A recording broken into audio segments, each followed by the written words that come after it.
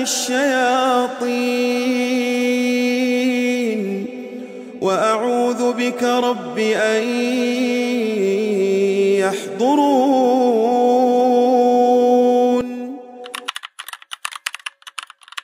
A'udzubillahi minasyaitonirrajim. Bismillahirrahmanirrahim. Assalamualaikum warahmatullahi taala wabarakatuh. Selamat malam, salam sejahtera. Terima kasih kepada pendengar dan subscriber Abel Seram Channel.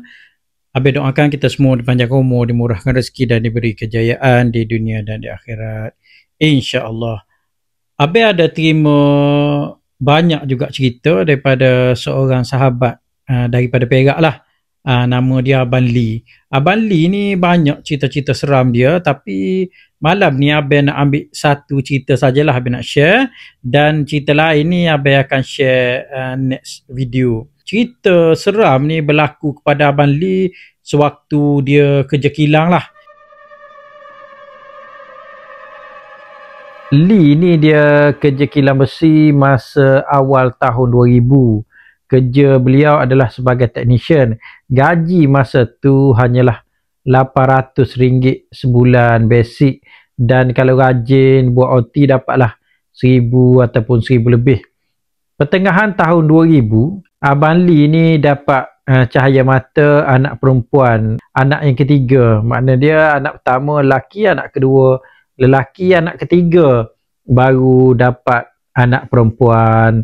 Abang Lee syukur sangatlah, sebab walaupun dia tak sekaya mana, tapi rezeki Allah bagi ni tak pernah putus. Lepas kerja kilang besi, Abang Lee ni dia pindahlah ke Muar, kerja kilang buat produk baby. Nama kilang tu adalah kilang ... kilang ni nama dia JAP ... lah. Okey. Masa ni Abang Lee ni dia dapat tawaran sebagai technician juga. Gaji masa ni dapatlah 900. Lepas pada 3 bulan kerja, lepas pada tempoh percubaan 3 bulan lepas kerja ni, gaji ni belum termasuk lagi allowance makan dengan shift OT. Dia kata syukur, alhamdulillah, rezeki tak pernah putus-putus.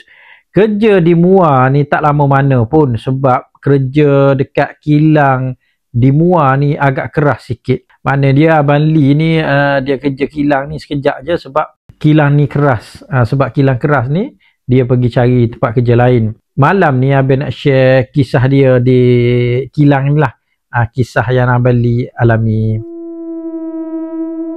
Banyak gangguan yang beliau nampak. Gangguan ni biasanya dia nampak kelibat-kelibat orang lah. Tak adalah macam nampak benda tu depan-depan, muka buruk ke apa, tak ada. Cuma nampak kelibat. Walaupun nampak kelibat pun seram juga kan. Di mana dia pernah nampak juga satu makhluk gelap ataupun makhluk hitam bertaring, bergigi taring di kawasan gelap tempat membuat silikon botol dan puting susu. Ada satu kawasan yang buat silikon botol dengan puting susu ni, beliau pernah nampak ada makhluk hitam bertaring di kawasan tersebut. Kawasan yang Abang Lee nampak ni adalah tempat sunyi. Tak ada orang pun kerja dekat situ selepas pukul 11 malam. Mana lepas ada pukul 11 malam ni tempat ni sunyi. Abang Lee ni dia kerja sebagai technician. Maknanya dia kena pergi tempat yang orang tak ada pun, dia kena pergi repair sesuatu lah kan. Dalam satu kawasan kilang yang luas ni, dekat tengah-tengah tu ada bilik maintenance. Jadi dekat bilik ni saja ada lampu. Maknanya dia lampu hanya terpasang di bilik maintenance tempat Abang Lee duduk ni lah. Kiri kanan kawasan kilang ni memang lampu tutup, gelap gelita.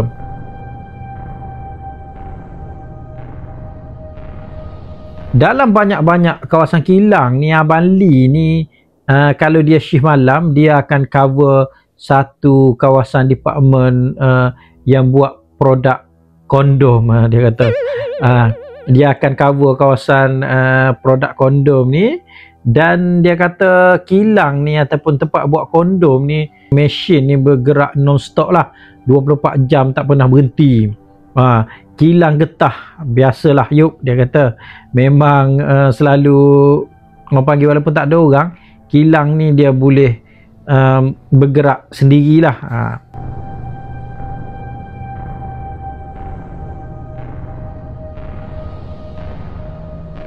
Abang Lee ni banyak kali juga dia masuk kawasan kilang kondom ni. Kawasan sekitar ni memang penuh dengan uap panas ataupun uap steam, di mana dia kata kalau masuk ni dia punya badan ni rasa panas sangat, sampai baju yang dia pakai ni memang basah kuyup lah, sebab berpeluh. Pada malam tu terdapat masalah di mana mesin yang buat, orang panggil yang buat kondom tadi, ada masalah sebab ada benda ataupun ada plastik ni dia tersepit di celah heater yang untuk masak plastik ni lah. Mesin ni dia berhenti, stop, dan semua kawasan heater ni telah ditarik switch sebab nak matikan mesin ni. Dengan kudrat yang ada dan dengan bantuan kawan dia ni, Abang Lee ni dia dapat selesaikan kerja repair ni lah. Walaupun masa ni dah pukul 3 pagi, dah banyak jam juga dia nak settlekan mesin ni, suruh mesin ni boleh berfungsi seperti biasa. Lenjun dah badan dia basah sebab panas di kawasan tersebut. Jadi selepas repair ni, selepas operasi baik pulih mesin ni dah hidup dah. Jadi mereka berdua ni nak pergi mandi lah. Sebab yalah tak selesa pula kalau nak sambung kerja dengan uniform ni dah basah lenjun. Di tengah-tengah perjalanan masa Abang Lee dengan Man ni duduk tolak troli peralatan ni, tiba-tiba Man ni dia cakap dekat Lee lah, dia cakap, "Lee, kau pergi dulu lah Lee, aku nak naik atas kejap, aku nak ambil jaket sejuk sebab malam ni kita tidur dekat bilik maintenance lah, kan kat bilik maintenance tu bawah kipas nanti sejuk." Jadi masa ni Lee ni pun jerit lah, dia kata, "Tunggulah dulu, teman aku pergi mandi dekat bilik air bawah dekat kompresor belakang tu lah." Jadi masa ni Man hanya angguk sajalah. Jadi maknanya Lee ni dia tak bagi lagi Man ni pergi ambil jaket, dia suruh ikut dia pergi ke bilik air bawah kompres, dia panggil, dekat bawah kompres. Jadi masa ni Man angguk saja. Mungkin Abang Lee ni dia tak berapa berani pergi seorang-seorang sebab kawasan ni memang sunyi, memang tak ada orang masuk pun kecuali technician je masuk. Technician berapa kerak je pada malam tu, mereka berdua je lah technician. Okey, selepas Abang Lee ni simpan troli, jadi dia pun buka pakaian dia lah, pakaian yang dah basah lenjun ni, dia siap lah nak masuk ke tempat mandi ni lah.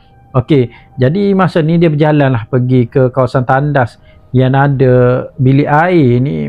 Tiba-tiba dia nampak ada orang masuk ke dalam tandas dan tutup pintu. Makna dia tengah-tengah dia duduk berjalan masuk dalam tandas ni, tempat bilik air ni, tiba-tiba dia nampak kelibat ada orang masuk ke tandas hujung sekali. Jadi dalam tandas ni dia ada 5 kubikel, 5 kubikel tandas, manakala 1 bilik air lah. Masa ni biarlah, dia kata tu mesti Man lah masuk, tak ada orang lain dah. Dia nampak kelibat macam Man masuk dalam tandas hujung sekali. Okey lah, tak apalah, dia masuk ke dalam bilik air. Masa ni dia cuci dulu pakaian dia lah. Dia masuk pakaian dalam baldi, dia isi air, dia isi sabun, dia perah, dia nak jemur lah di belakang kompres. Dia kata belakang kompres ni ada uap panas dan baju senang kering. Sambil-sambil dia duduk mandi selepas rendam baju ni, tiba-tiba dia rasa pelik. Lama pula Man duduk dalam tandas hujung ni kan. Dia tak dengar pun bunyi Man ni keluar. Jadi dia jerit lah, dia kata, "Oi Man, hang buat apa tu dalam tandas tu, lama sangat?" Masa dia cakap macam ni, tiba-tiba dia dengar dalam tandas ni Man ni bercakap lah. Man tu jawab dia punya pertanyaan. Man tu kata, "Oi, jangan kacau lah, biarlah aku nak duduk kat sini sebab ni kawasan aku lepak. Biarlah aku duduk kat sini." Dia cakap gitulah. Abang Lee ni pelik lah, pasal pula Man ni cakap macam tu. Kenapa Man cakap tu kawasan dia lepak kan, padahal tu dalam tandas dia kata. Okeylah, dia pun tak nak fikir panjang. Jadi masa ni dia dah siap mandi dah, dan dia keluar daripada bilik air dia dan dia jeling ke tandas tempat yang bunyi suara Man tadi. Dia tengok tandas ni masih bertutup. Jadi dia jerit sekali lagi. Dia cakap, "Man, nak aku tunggu mu kat luar ke?" Dia kata macam tu lah. Masa ni juga dia dengar seperti suara Man menyahut daripada tandas hujung ni. Dia kata, "Mu pergilah daripada sini, tak payah sibuk lah, tak payah kacau tempat lepak akulah." Dia kata, "Kau pergi dulu."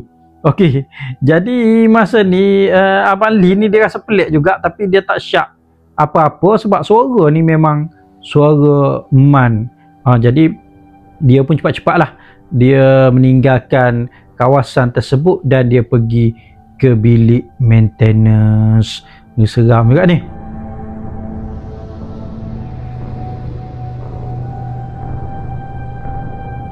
Bila sampai di bilik maintenance, Abang Lee ni dia tolaklah gerai pintu dan dia masuklah dalam bilik maintenance ni. Dia kata masa dia masuk dalam bilik maintenance ni, dia nampak kipas yang tempat dia orang selalu tidur, dia orang selalu lepak atas meja panjang ni terbuka. Okey, jadi dia kata, "Ish, ada orang ke?" Dia kata hati macam tu lah. Okey, nak bagi tahu dalam bilik maintenance ni, di belakang almari-almari tempat letak peralatan ni, dia ada satu ruangan lah, macam bilik yang terlindung sikit. Dekat belakang ni dia ada meja besar. Kebiasaan Abang Lee ni akan tidur dekat situ lah. Okey, bila dia nampak ada kipas bergerak ni, biarlah dia kata, dan dia tukar pakaian dia, tengah tukar baju, tukar seluar, tiba-tiba ada orang jerit, "Oi Lee, hampi mana tadi?" Jadi masa ni Abang Lee pun dia tengoklah, dia jenguklah ke belakang. Dia tengok rupanya si Man ni dah duduk terbaring atas meja besar tu, tempat mereka selalu lepak dan mereka tidur lah. Dia pun pelik, Abang Lee ni dia pelik, tadi si Man ni ada dalam toilet, cepatnya dia masuk dalam bilik ni kan. Jadi Abang Lee ni dia tanya, "Hang ni daripada mana?" Dia tanya, "Hang ni daripada mana? Kau ni daripada mana, Man?" Lebih kurang macam tu lah. Jadi Man kata lepas pada kerja repair mesin tadi, dia turun ke bawah untuk ambil jaket dan pesan kepada budak QC yang lepak di maintenance ni untuk buat sesuatu lah. Dia kata lepas tu juga bini dia telefon. Dia lupa nak pergi tunggu Abang Lee tengah mandi kan. Abang Lee suruh dia teman dia pergi mandi. Rupanya Man ni dia tak pergi pun dekat tandas teman Abang Lee mandi. Dan yang peliknya, siapa yang ada di tandas yang siap Abang Lee nampak kelibat daripada belakang masuk dalam tandas dan siap bercakap lagi. Mereka kan bercakap dalam tandas. Dia kata tengah buat apa dalam tandas semua ni, dan suara Abang Lee dengar ni memang suara Man. Masa ni Abang Lee ni dia dah terkedu dah bila dengar jawapan daripada Man. "Man, serius lah Man, sungguh kamu tak pergi dekat tandas tadi?"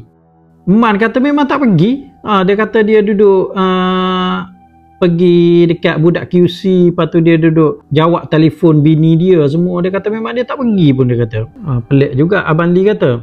Bila Abang Lee fikir balik-balik, siapa lagi yang nak pergi ke tandas tu, sebab kawasan tandas memang sunyi, kawasan gelap, dan jarang orang lain daripada departmen lain untuk pergi ke kawasan tersebut lah, untuk pergi buang air atau pergi mandi di kawasan sunyi tersebut.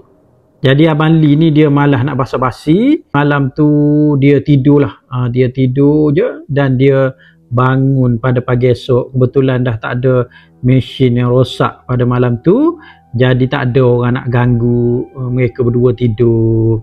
Okey, dipendekkan cerita, esoknya tengah hari Abang Lee dengan Man ni dia akan balik ke rumah mereka di Merlimau.